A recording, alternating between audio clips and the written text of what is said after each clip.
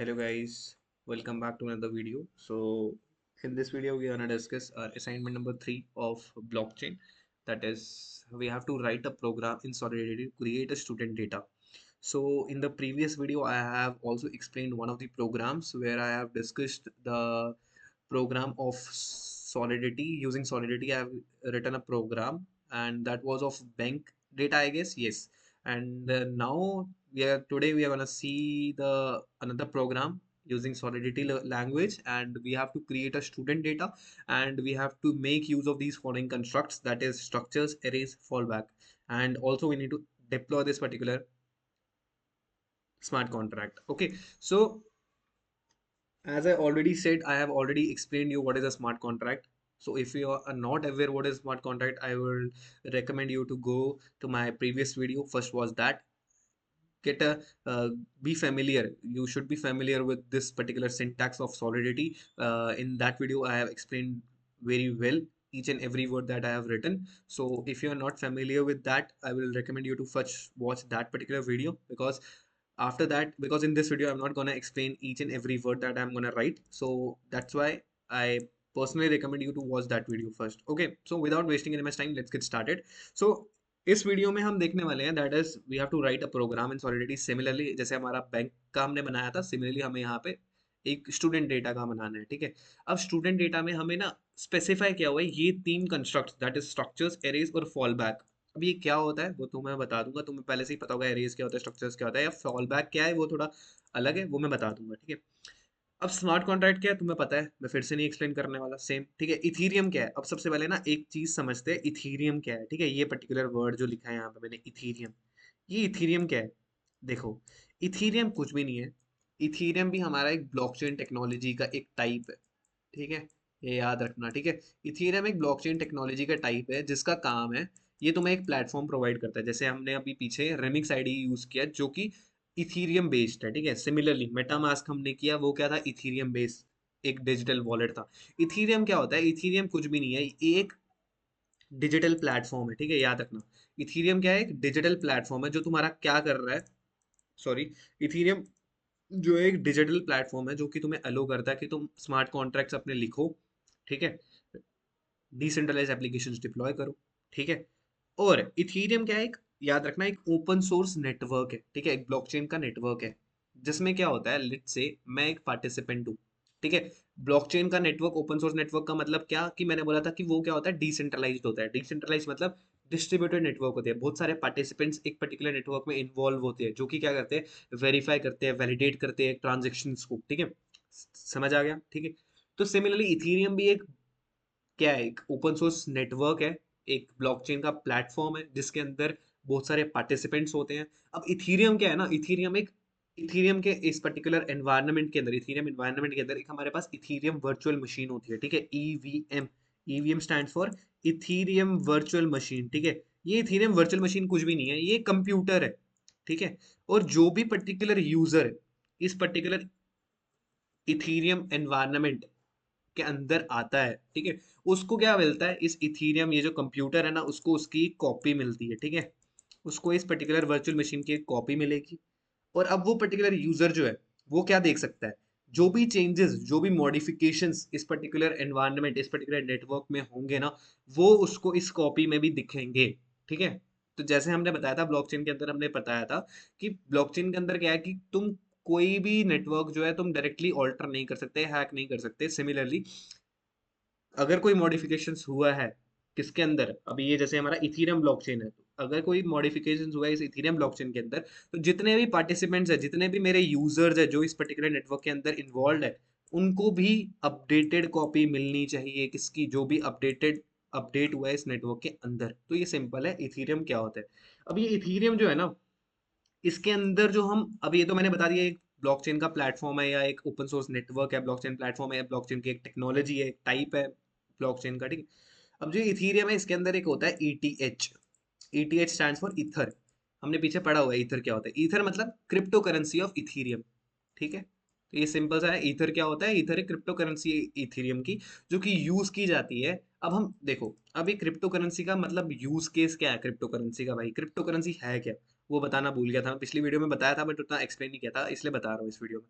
Crypto currency का मतलब कुछ भी नहीं है। Crypto currency stand for secret system of money. मतलब क्रिप्टो करेंसी में डिजिटल मनी रहती है, ठीक है, कोई कैश नहीं रहता। मतलब कोई भी गवर्नमेंट इन्वॉल्व नहीं है तुम्हारे क्रिप्टो करेंसी के अंदर, ठीक है। मतलब तुम्हारे पास कैश नहीं है, तुम कैश के थ्रू पेमेंट नहीं कर रहे हो, तुम सब डिजिटली कर रहे हो, ठीक है। सबसे पहले चीज याद रखो। और इसमें जो मनी जनरेट होती है वो बहुत फास्टर रेट पे होती है, ठीक है। दूसरी चीज, अब इस क्रिप्टो करेंसी का नीड क्या है? अब इस ब्लॉकचेन टेक्नोलॉजी के अंदर जो ये क्रिप्टो करेंसीज है, जैसे बिटकॉइन है, इथीरियम, ईथर है, इन सब का यूज केस क्या है?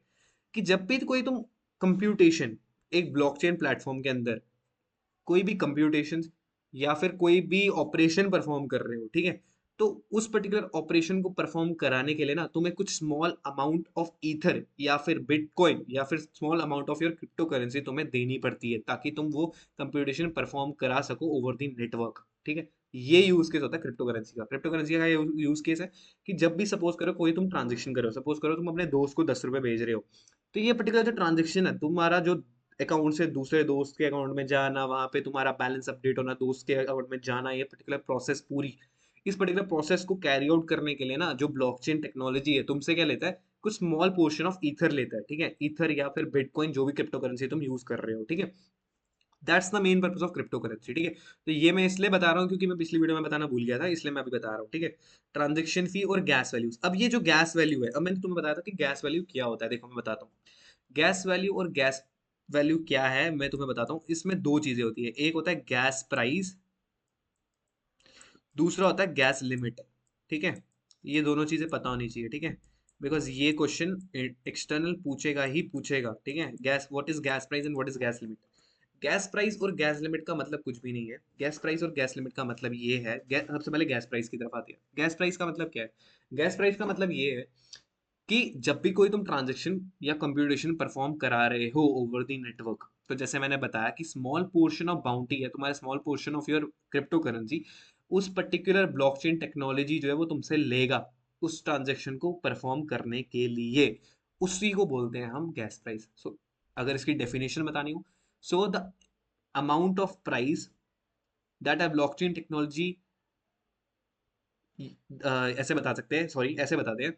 सो the amount of price blockchain technology takes from you for per unit of work done that it does for you is known as gas price, ठीक है। सिंपल ऐसे बता सकते हो, ठीक है। अपनी लैंग्वेज में भी तुम, मैंने जो समझाया उसको बता सकते हो, एक्सटर्नल को हिंदी में बता सकते हो, इंग्लिश में बता सकते हो, बस सिंपल मेरा मतलब था बस तुम्हें समझाना गैस प्राइस क्या होता है। कि हर पर यूनिट ऑफ वर्क डन के लिए तुम्हारा कितना अमाउंट ऑफ ईथर अगर बात करें या बिटकॉइन बात करें, तुम्हारी क्रिप्टो करेंसी कितनी कंज्यूम, तुम्हारा एक पर्टिकुलर ब्लॉकचेन टेक्नोलॉजी कितना तुम्हारा क्रिप्टो करेंसी ले रहा है तुमसे, वो पर्टिकुलर ट्रांजेक्शन कंप्यूटेशन परफॉर्म करने के लिए, उसी को बोलते हैं हम गैस प्राइस, ठीक है। सिंपल। अब गैस लिमिट क्या है? गैस लिमिट भी क्या है कि अब सपोज करो तुम कोई ट्रांजेक्शन परफॉर्म कर रहे हो, ठीक है। ब्लॉकचेन टेक्नोलॉजी के अंदर क्या होता है, जब भी कोई तुम ट्रांजेक्शन परफॉर्म करते हो, तो यूजुअली क्या होता है कि उस ट्रांजेक्शन को होने के लिए कुछ टाइम लगेगा। जैसे तुम अब पैसे सेंड कर रहे हो अपने दोस्त को, तो हमें 2 सेकंड लगते हैं, 3 सेकंड लगते हैं वो अकाउंट में उसके जाने में, और टिक जब आता है जीपे पे के अंदर, हम बोलते हैं हाँ भाई सक्सेसफुल हो चुकी है ट्रांजेक्शन। सिमिलरली ब्लॉकचेन टेक्नोलॉजी के अंदर क्या होता है कि जब तुम कोई ट्रांजेक्शन परफॉर्म कर रहे हो, ठीक है, तो क्या होगा? अब ये ट्रांजेक्शन स्पेसिफिकली सिर्फ पैसे भेजना नहीं है, ये बहुत सारी ट्रांजेक्शन हो सकती है, ठीक है। ये सिर्फ इतना तक ही लिमिटेड नहीं है कि तुम ट्रांजेक्शन दोस्त को भेज रहे हो, नहीं। ट्रांजेक्शन बहुत कुछ हो सकता है। कंप्यूटेशंस में तुमसे गैस प्राइस जा सकता है, कोई ऑपरेशन परफॉर्म कर रहे हो उसके लिए गैस प्राइस लिया जा सकता है, वो मैं अब दिखाऊंगा अभी तुम्हें, ठीक है। तो जब तुम ये ट्रांजेक्शन परफॉर्म कर रहे हो तो क्या लगता है, कुछ टाइम लगता है उसको अकर करने होने के लिए, ठीक है। तो उस पर्टिकुलर टाइम, जो वो टाइम है, उसको रिड्यूस करने के लिए हमारे पास गैस लिमिट होता है। गैस लिमिट का मतलब, तुम जैसे मैंने बताया कोई ट्रांजेक्शन कर रहे हो, तो तुम्हारा कुछ अमाउंट ऑफ मनी जो है तुम्हारे अकाउंट से जा रही है वो ट्रांजेक्शन को कैरी आउट करने के लिए। सिमिलरली अगर तुम चाहते हो कि जो तुम ट्रांजेक्शन परफॉर्म कर रहे हो उसका टाइम जो है वो रिड्यूस हो जाए, मतलब वो ट्रांजेक्शन फास्ट हो, within seconds, within milliseconds वो ट्रांजेक्शन अकर होनी चाहिए, तो उसके लिए तुम गैस लिमिट जो होते हैं वो इंक्रीज करते हो। गैस लिमिट का मतलब तुम अमाउंट ऑफ क्रिप्टो करेंसी जो तुम देना चाहते हो, उसका पर्टिकुलर ट्रांजेक्शन तुम फास्ट कराना चाहते हो, तो तुम गैस लिमिट को इंक्रीज करोगे। गैस लिमिट का मतलब तुम ज्यादा ईथर, ज्यादा बिटकॉइन, ज्यादा अमाउंट ऑफ तुम्हारा क्रिप्टो करेंसी जो है वो दोगे उस ट्रांजेक्शन को अकर करने के लिए, ताकि वो फास्ट और रैपिड हो, ठीक है। सिंपल मतलब है गैस लिमिट का ये, ठीक है। आई होप समझ आ गया होगा।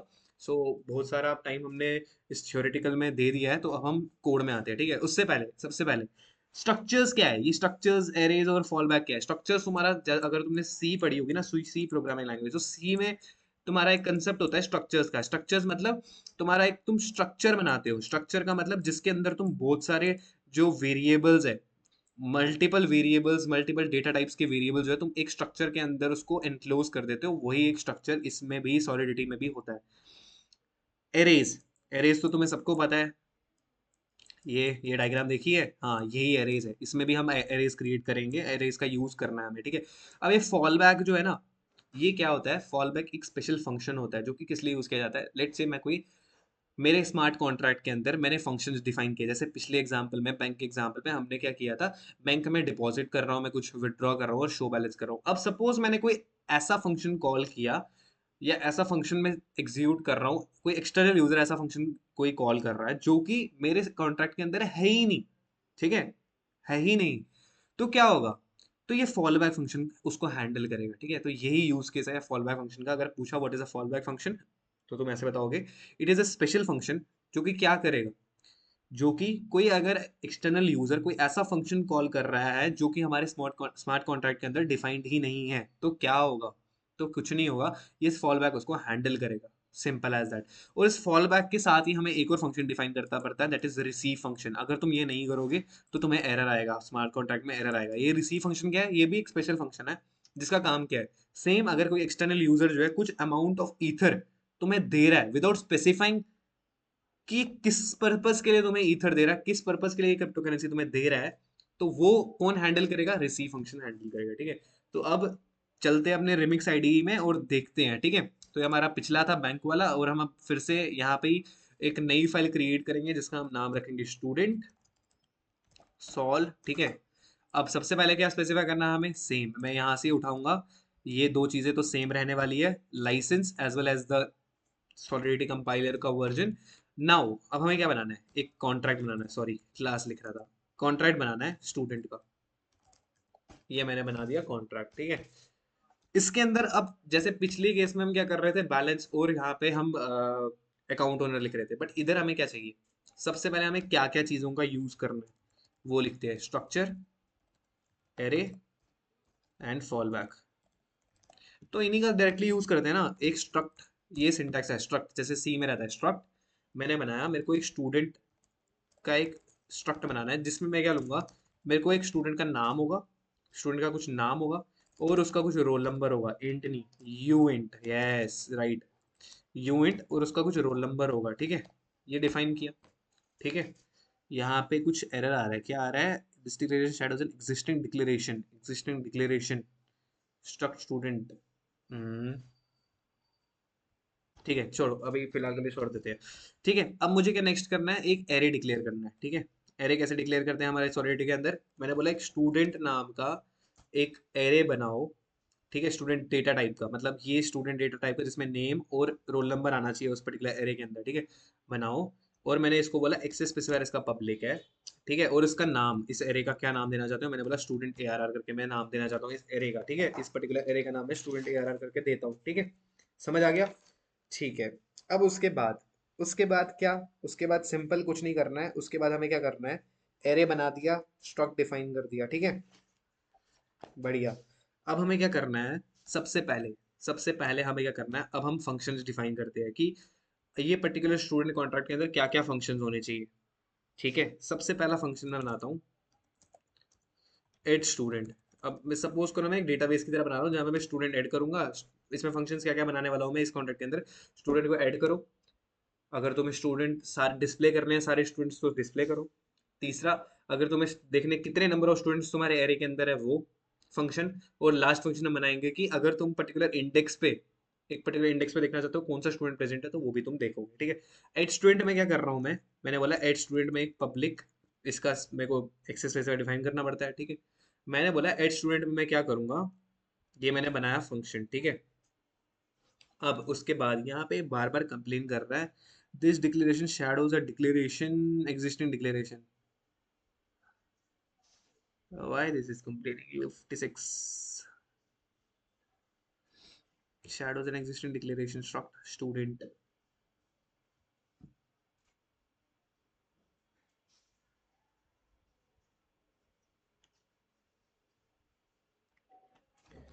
चलो देखते हैं फिर बाद में, अभी वार्निंग ये है, एरर नहीं है, ठीक है। ऐड स्टूडेंट में मैं क्या करूंगा, अब मुझे स्टूडेंट ऐड करना है, ठीक है, स्टूडेंट मुझे क्या करना है, ऐड करना है। अब जब मैं स्टूडेंट ऐड करूंगा तो सबसे पहले मुझे क्या चाहिए, उसका नाम चाहिए और उसका रोल नंबर चाहिए। तो मैं यहाँ पे डिफाइन करूंगा स्ट्रिंग नेम और int roll number, you int, ना ही यू इंट 256 रोल नंबर, ठीक है। और जो नेम है ना, यहाँ पे मुझे एक और वेरी ये कीवर्ड यूज करना पड़ेगा, मेमोरी। मेमोरी का मतलब कुछ नहीं होता है कि मैं अपना नाम जो है वो स्ट्रिंग टाइप का है, ठीक है, और मैं उसको टेम्परेली अपने मेमोरी में स्टोर करना चाहता हूँ, ठीक है। सिंपल है, ठीक है।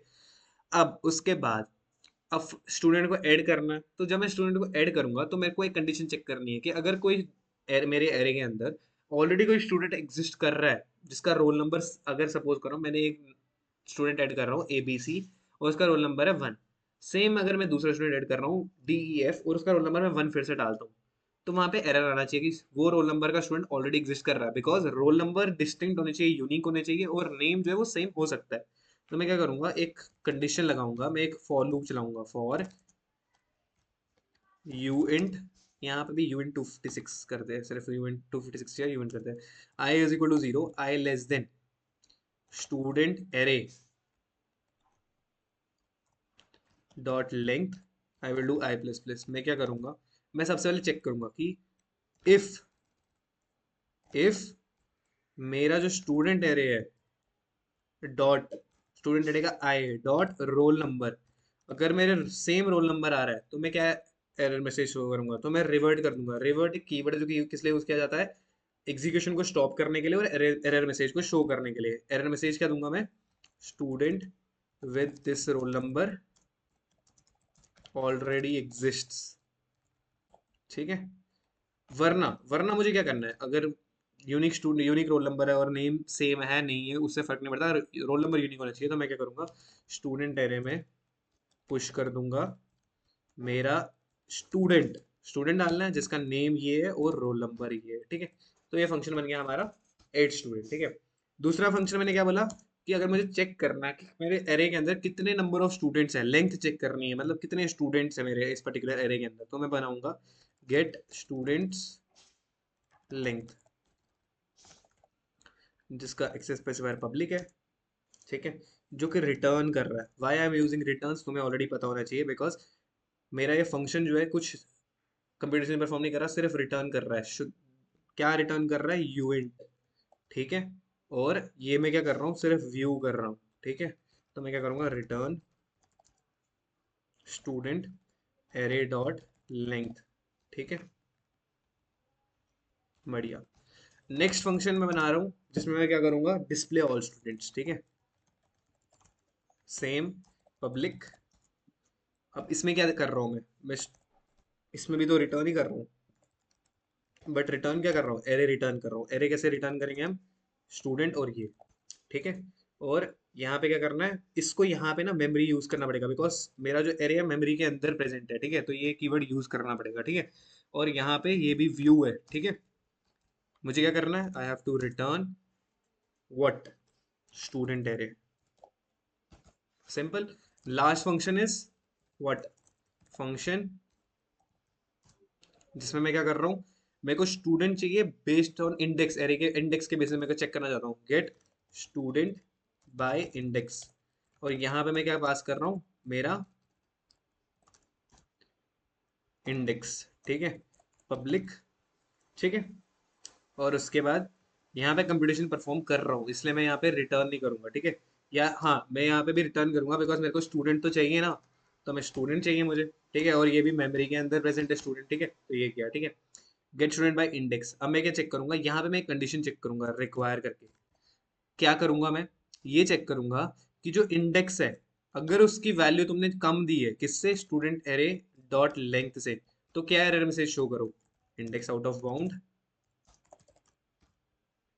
समझ आ रहा है, प्रेटी कॉमन, सिंपल है समझना है इस चीज को, ठीक है, कि अगर इंडेक्स तुम जो दे रहे हो वो एरे के इंडेक्सेस के आउट ऑफ बाउंड है तो तुम एरर शो करो, वरना क्या करो, रिटर्न कर दो student at that particular index.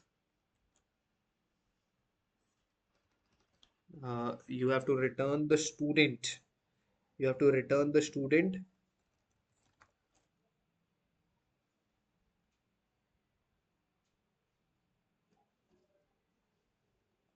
at that particular index, right? Why is it complaining? No quick fixes, integer constant expected. uh, okay, sorry, this will be a student array because student array के अंदर ही मुझे चाहिए, ठीक है? yes. now why is it complaining? function view, अच्छा हाँ, यहाँ पे भी व्यू करना है क्योंकि हम यहाँ पे सिर्फ व्यू कर रहे हैं, ठीक है? हाँ बढ़िया, ठीक है।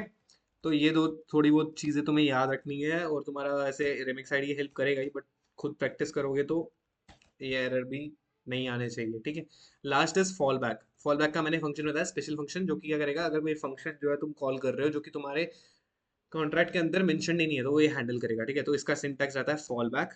देखो, एक्सटर्नल पेएबल, बिकॉज मैंने बोला कि जो फंक्शन है ये क्या करेगा, ठीक है? ये फंक्शन क्या करेगा, एक्सेप्ट करेगा कुछ ईथर, ठीक है? एक्सेप्ट करेगा कुछ ईथर, और जब हम कोई फंक्शन कॉल कर रहे हैं जो कि हमारे कॉन्ट्रैक्ट के अंदर मेंशन नहीं है, तो हम यहाँ पे कुछ भी दे सकते हैं। तो यहाँ पे अभी मैं डमी कमेंट लिख रहा हूँ, this function will handle external function calls that is not there in our contract। और मैंने बोला ये फॉल बैक जो ना, इसके साथ एक रिसीव फंक्शन भी होना चाहिए, वरना ये एरर देगा, वार्निंग देता रहेगा, ठीक है? रिसीव फंक्शन क्या करता है, सेम मैंने पहले समझा दिया है, ठीक है? This function will handle the ether sent by external user but without data mentioned, ठीक है? तो अब मैं सेव करता हूँ इसको, और यहाँ पे अब देखते हैं इस स्टूडेंट का स्ट्रक्ट में क्या एरर आ रहा है। That is this declaration shadows an existing declaration.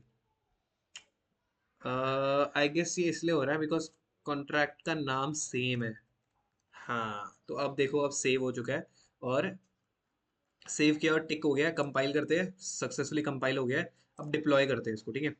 इसको हटाते हैं पुराने वाले को, डिप्लॉय। तो देखो, सक्सेसफुली डिप्लॉय हो चुका है हमारा कॉन्ट्रैक्ट। मैं यहाँ पे क्लिक करूँ तो देखो, add student, display all student, get student by index, और गेट स्टूडेंट लेंथ और स्टूडेंट एरे मेरा पूरा, ठीक है? वो भी दिख रहा है। एड स्टूडेंट, अब चलो हम स्टूडेंट ऐड करते हैं। तो यहाँ पे अगर तुम नीचे जाओ, यहाँ पे मैं सपोज ऐड करता हूँ ABC, रोल नंबर इसका डालता हूँ 1, ठीक है? ट्रांजैक्ट पे क्लिक करो, तो देखो सक्सेसफुली टिक आ चुका है, ये आ चुका है। और अब मैं अगर डिस्प्ले ऑल स्टूडेंट में क्लिक करूँ, देखो ABC और 1 भी दिख रहा है मेरे एरे के अंदर, ठीक है? सक्सेसफुली, ठीक है? सिमिलरली अगर मैं DEF डालूं और मैं सेम रोल नंबर डालूं, देखो एरर आएगा, student with this roll number already exist, इसलिए ये कंडीशन जरूरी थी। देखो, अब मैं डिस्प्ले ऑल स्टूडेंट करूं, DEF रोल नंबर इज 2। अब मैं बोलूं कि मुझे चाहिए स्टूडेंट बेस्ड ऑन इंडेक्स, ठीक है? मैंने बोला जीरो इंडेक्स पे कौन सा स्टूडेंट पढ़ा है वो देखना चाहता हूँ, जीरो डालो, कॉल करो, ये देखो आ गया ABC और 1। अगर मैं 1 डालूं और कॉल करूं, DEF और 2, बहुत बढ़िया, ठीक है? सिमिलरली गेट स्टूडेंट लेंथ, मतलब मुझे देखना है कितने स्टूडेंट्स हमारे इस पर्टिकुलर एरे में है, क्लिक करो, देखो 2 आ गया, बहुत बढ़िया। अब मैं चाहता हूँ एरे में जीरो पे क्या पड़ा है वो भी देखना चाहता हूँ मैं, तो मैं कॉल पे क्लिक करूंगा, तो देखो यहाँ पर्टिकुलर फॉर्मेट में से दिया है, string name is, return type string है, नेम उसका ABC है, रोल नंबर उसका 1 है। सिमिलरली अगर मैं यहाँ पे 1 करूँ, कॉल करूँ, तो देखो DEF और उसका रोल नंबर 2 है।